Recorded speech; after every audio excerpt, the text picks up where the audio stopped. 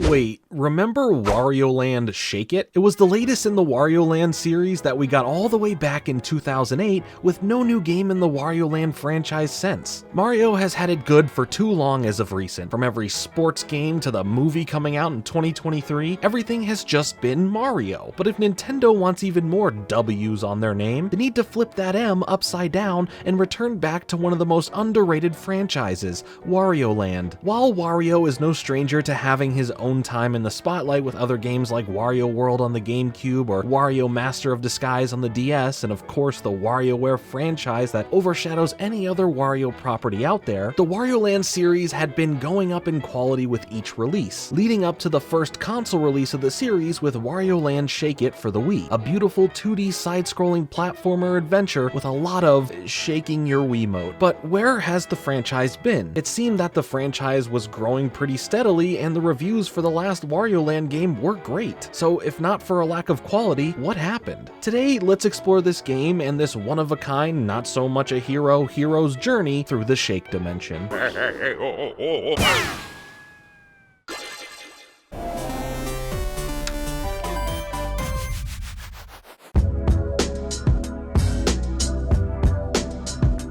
The Wario Land series first came to be all the way back on the original Nintendo Game Boy in 1994, where Wario literally takes the title of Super Mario Land 3 and makes it the subtitle of his game, Wario Land. You'll play as Wario, who seeks the statue of Peach stolen by some pirates and their leader, Captain Syrup. But for Wario's first big score, he just gets robbed himself thanks to Mario having to show up at the end. In 1995, Virtual Boy Wario Land released on the Virtual Boy. What a redundant name. Aside from that though, the Virtual Boy was a hit or miss console. You either can't stand it or you can barely stand it. If someone ever says the words, "Yeah, I love the Virtual Boy," they are not to be trusted. But it was still a good attempt to bring gaming to the VR landscape before VR would be at where it is today and probably where it will be in a handful of years. You'll play as Wario, I know, who guessed, as he is seeking the treasure that has been carried by some masked guys as he gets trapped in a dizzying underground to seek the treasure and beat up anyone or anything in his way.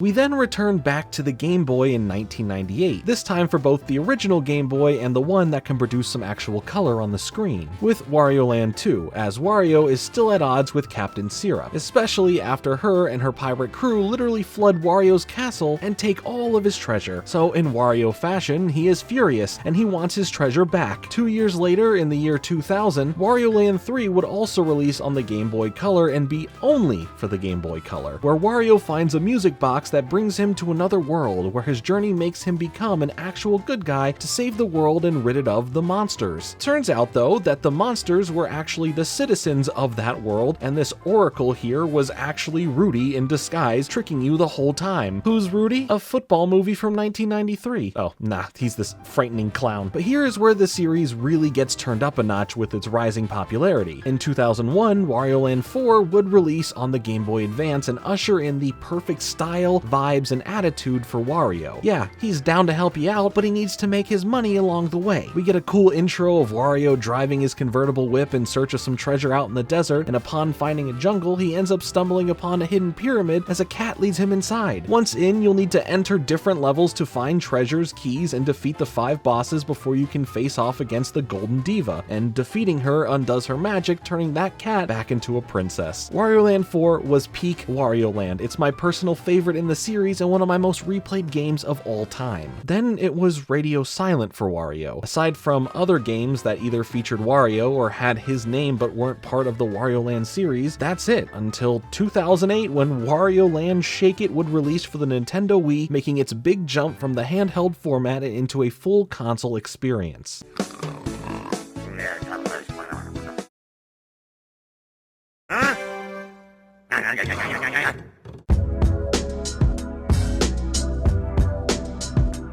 Ditching the number titling scheme and fully embracing the console it was on, Wario Land Shake It would release in North America on September 22, 2008. Developed by Good Feel, a studio created by a former employee of Konami, they hadn't had much experience in making video games aside from a few educational games on the DS. Wario Land Shake It would be their big break with Nintendo, which would span a nice little partnership between the two, going forward for games like Kirby's Epic Yarn and all 3 of the Yarn-based Yoshi games. Producers of the game, Takahiro Harada, Harada and Etsunobu Ebisu were the two who sparked the development of the game, as Harada thought that there should be a new Wario platformer made since it had been quite some time and they wanted to expand on the gameplay the previous games in the series had. More specifically, the physicality and strength that Wario has. So they had all the developers at Goodfeel sit down and play through these previous games to get an understanding of that exact feeling. But they also really wanted to stylize the game and focus on the more manlier characteristics of what makes Wario, Wario.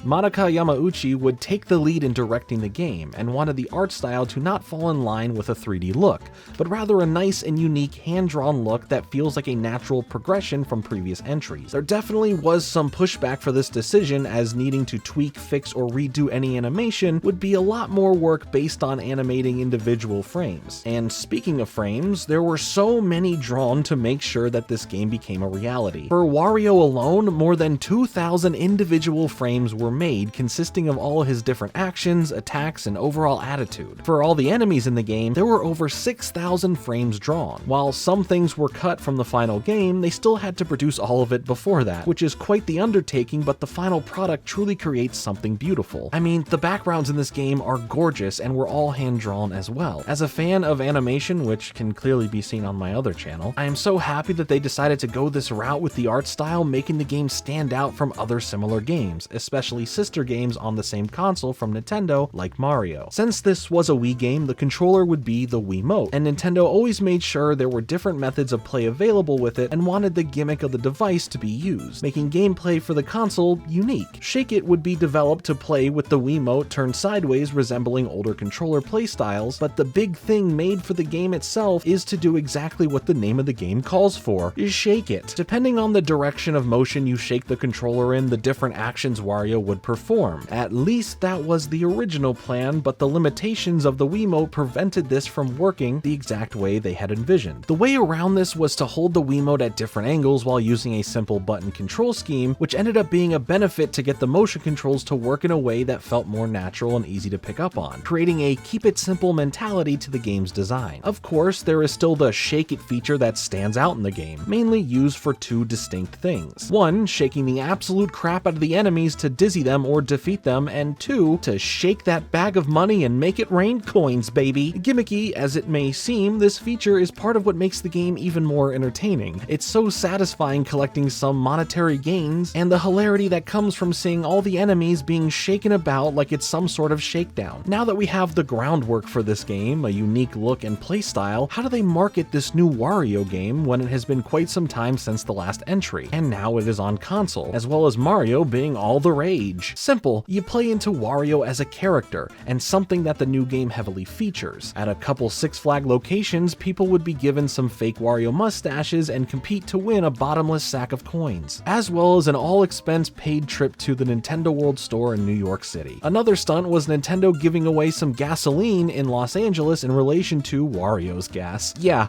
they gave away gas because Wario farts. But the best single piece of advertisement for the game that would get a lot more eyes on it in general over those location-based efforts was a YouTube video titled Wario Land Shake It Amazing Footage that would showcase Wario's shaking abilities and powerful attacks, and the more destruction going on in the footage, the more damage was being done to the YouTube webpage in general, ending with the whole page in pure disarray and the advertisement sliding in saying this shakeup brought to you by Wii, and a cheeky little now available at GameStop ad on there as well. You could even fling around the destruction until you leave the page or click shake it up again. This brilliant 46 seconds of advertising did something different and just downright cool.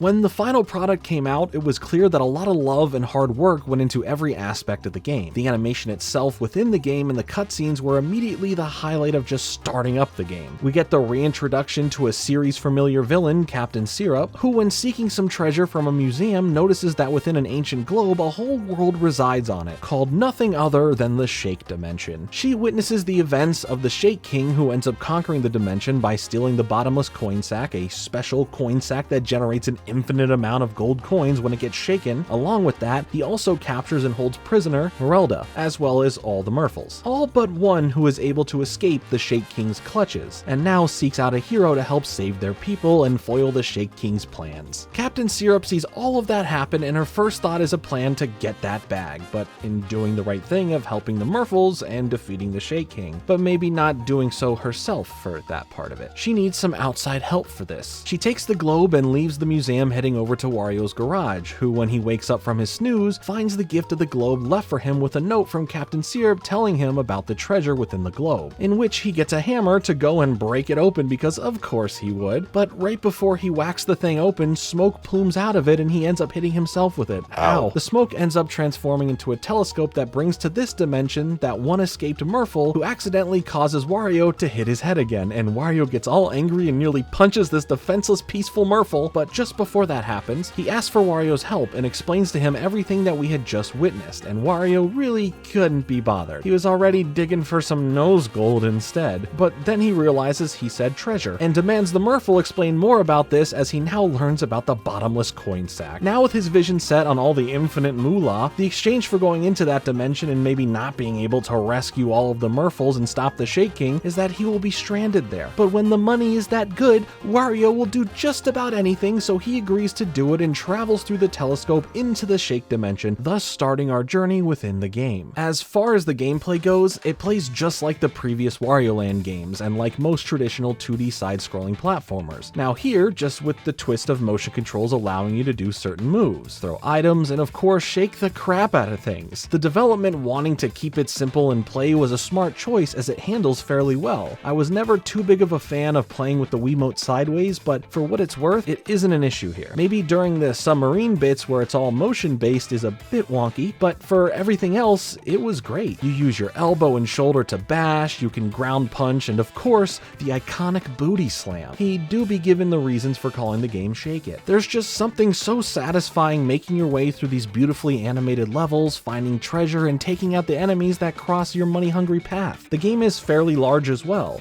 There are 5 different areas with 4 levels and a boss battle each. Plus more, but I'll get to that shortly. Aside from the tutorial, you have 5 distinct areas: Rattle Ruins, Wiggly Wilds, Rocking Range, Jiggle Jungle, and Quiver Cliffs. At the end of each level, when you rescue a Merfolk, you are tasked with running back the other way to escape before the time runs out. A mechanic not new to the series, but always a fun additional bit to the level that makes you feel a bit like Indiana Jones. You go in one way to raid the place, collecting everything you can and saving the Merfolk, then as if like a giant boulder was chasing you, you make your escape back to the start. It's fast, it's frantic, it's fun. But by far, one of the best things in the game is the boss fight at the end of each area after you complete the 4 levels. Taking on the bosses is fun, and the creative fights make you wish they lasted longer as the animation is superb, and there's so much to take in while you try to focus on, you know, the boss fight. But that's not all, of course. Each level has their own set of optional missions to take on as well if you want to add more to your gameplay experience, from finding each level's 3 hidden treasures to beating the clock before it hits a certain number, collect a certain amount of coins, take out a certain amount of enemies in a special certain way. I am certain you'll certainly be certain that there is a lot to do here if you want to do all that. For your reward, you'll unlock the level's background music, which, by the way, this game has such a solid array of varied and jam-out worthy tunes that I would love to buy a vinyl of the soundtrack. It got me feeling like Wario here, I swear. There is a pirate shop in the game where you'll find some extras that you can spend those coins you've been collecting on, feeling like there's a bit of a reason to collect some of those coins, but really the important thing here is that there is a post-game that adds a lot more to do,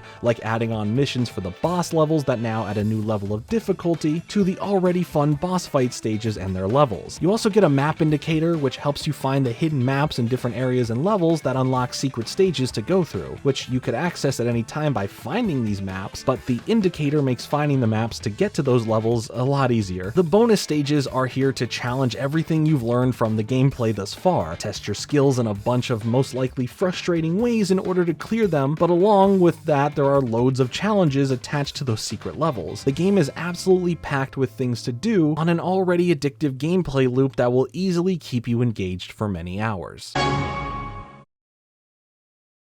Wario Land Shake.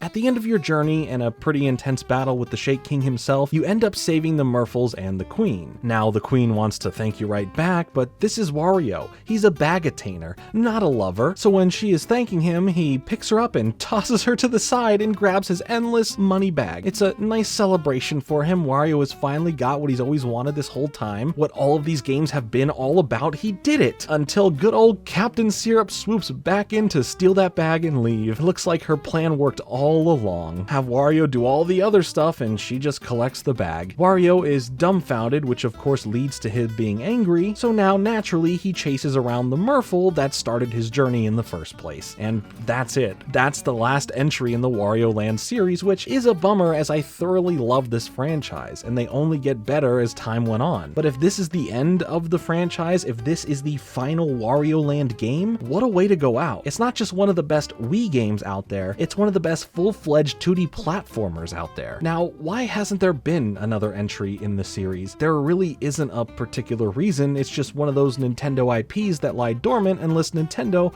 wants to bring it back with either a remaster, re-release, or brand new entry, which I hope any of those come true, especially for Shake It. If we take a look at the sales of the series, it's possible that could be why Nintendo didn't want to pursue the franchise anymore. It did sell over 1 million copies, which is absolutely incredible, but when it comes to Nintendo, they like those higher numbers and it doesn't seem like they're too eager to greenlight another game. Maybe it's because despite the 1 million in sales, it still is the worst selling iteration out of all the Wario Land games, outside of the Virtual Boy one probably. So noticing the decline in sales, they may not have seen the potential to continue with this series. But regardless, the game itself is a true masterpiece of a game. It was highly praised by critics and fans, and even all these years later, nearly 15 years later, it still holds up. The gameplay is still easy enough to control and the visuals just look stunning. I would love for a remastered version on the Nintendo Switch because I know it would look even more marvelous, and I guarantee that it would most likely sell more than 1 million thanks to the Switch effect. Heck, I think it's worth a shot. I would love to see some sort of continuation of the franchise at some point, as Wario is a fun character to play as, not being fully a good guy, but he's not really a bad guy.